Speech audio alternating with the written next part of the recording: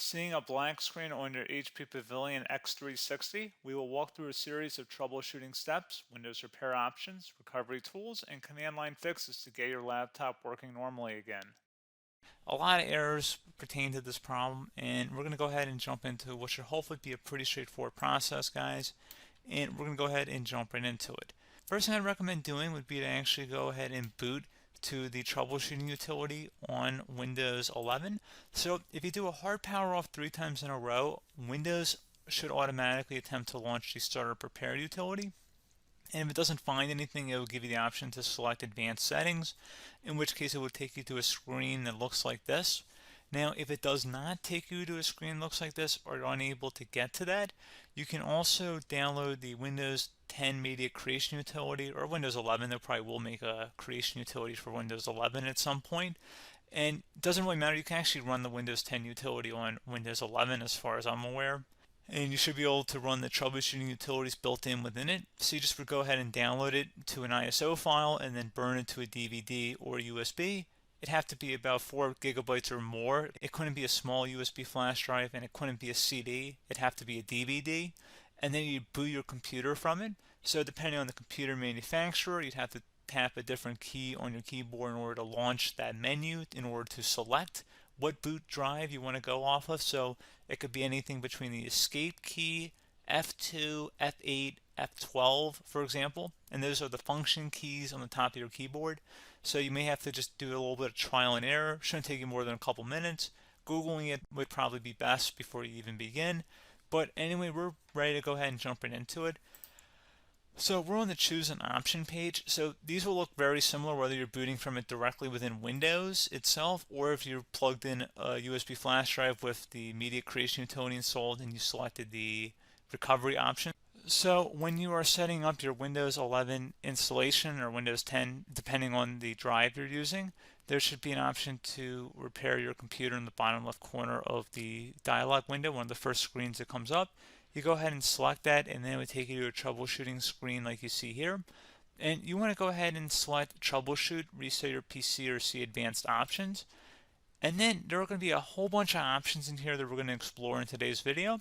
The first one, we're going to actually go underneath advanced options and then select startup repair, fix problems that keep Windows from loading. So go ahead and select that first.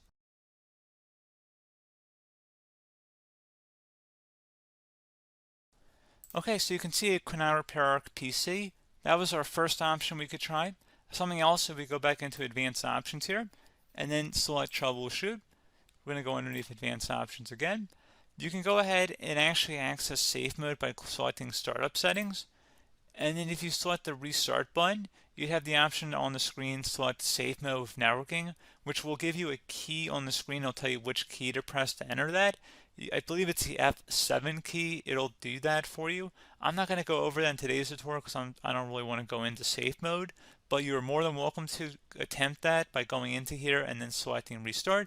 Again, it'll launch another screen. It'll say what key do you want to press, and it'll give you like 7 or 8 different options, and you want to select safe mode with networking. There's also an option for a command prompt too, but that's going to be something we're going to cover later in this video, and we don't even have to go through that in order to access it. So that's why I'm not going to really push for that, because unless you know exactly what's causing the problem, you probably don't need to go into safe mode. Unless you're trying to recover files, in which case then you definitely can go into safe mode, but we're trying to actually recover our computer here. So I hope that makes sense. Something else we can also try here as well would be to uninstall updates, remove recently installed quality or feature updates from Windows. So if you go ahead and select that, you can uninstall the latest quality updates, which generally is the more day-to-day updates.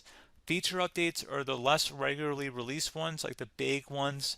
I would equate it to service packs in like Windows 7 and Windows Vista and Windows XP. So larger updates that occur once or twice a year at most.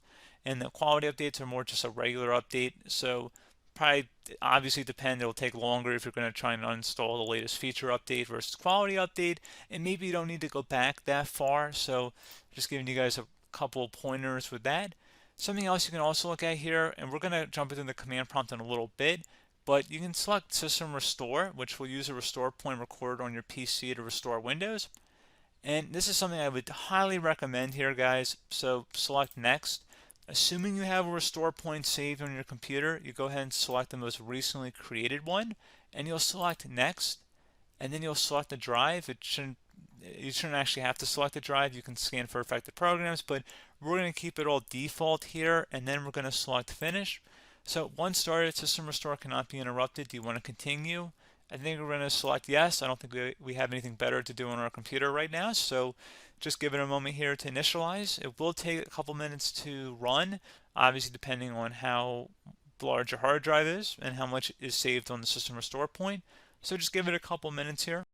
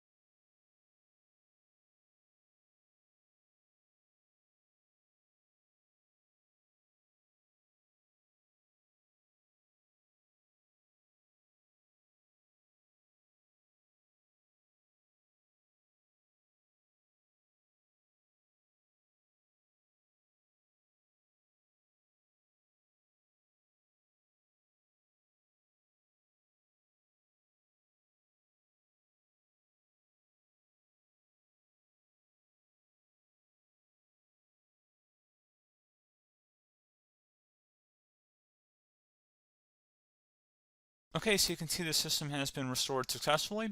We're going to go over a couple different methods in addition to that if that did not work. So I'm just going to pause the video and we're going to start back on the recovery screen that we started with. Okay, so a couple other things we can try here too. If you go back into troubleshoot, you can select reset your PC, while you choose to keep or remove your personal files and then reinstalls Windows. You can select to keep my files, which will remove apps and settings but keeps your personal files. You can also select remove everything, which will remove all of your personal files, apps, and settings. So this is more of a factory reset, the second option here. First option, it should not delete all of your personal files. However, it will pretty much clear most of your programs, and keep in mind, there's no guarantee that your information, number one, is even still available and easily recoverable on your computer to the point that you actually would be able to recover anything. And the second point is that there's always a chance that it won't actually recover and it will just do a factory reset anyway.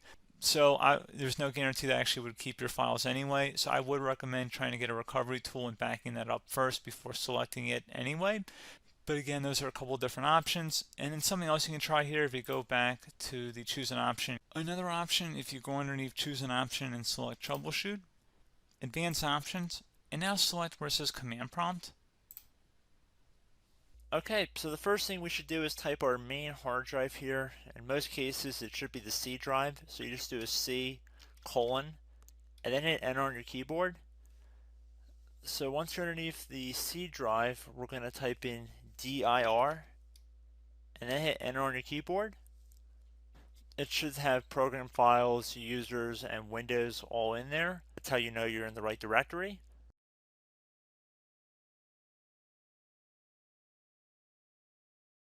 In some cases, it might be the D drive as well, so just keep that in mind.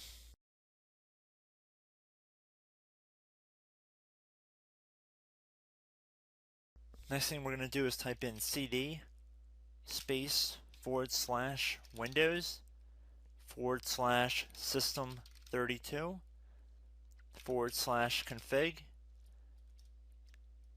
and then you're going to hit enter on your keyboard.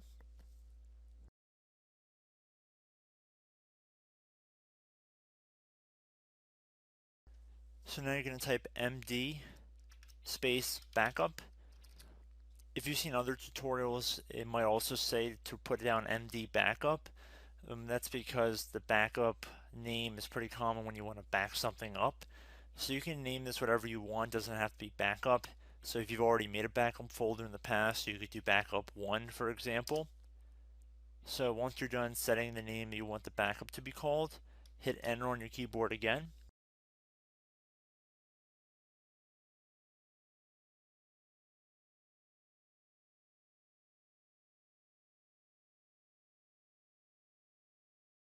At this point you want to type copy, C-O-P-Y, space, then you want to do the star symbol above the 8 key, then do a period or a dot, whatever you want to call it, then another star sign, and then another space, and then type backup, and then hit enter on your keyboard.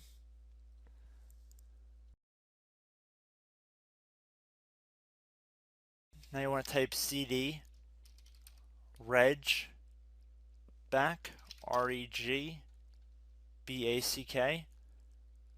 and then hit enter on your keyboard. So now that we are under the reg back, so now you want to type dir again, and then hit enter.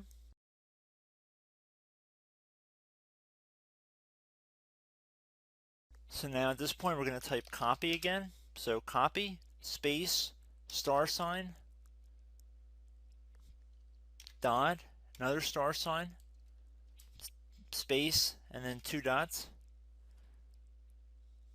So we're going to type copy, space, star sign, dot, sign, star sign, dot, dot, and then hit enter on your keyboard again. So for overwrite, you want to overwrite all. So type A on your keyboard, so capital A, and then hit enter on your keyboard.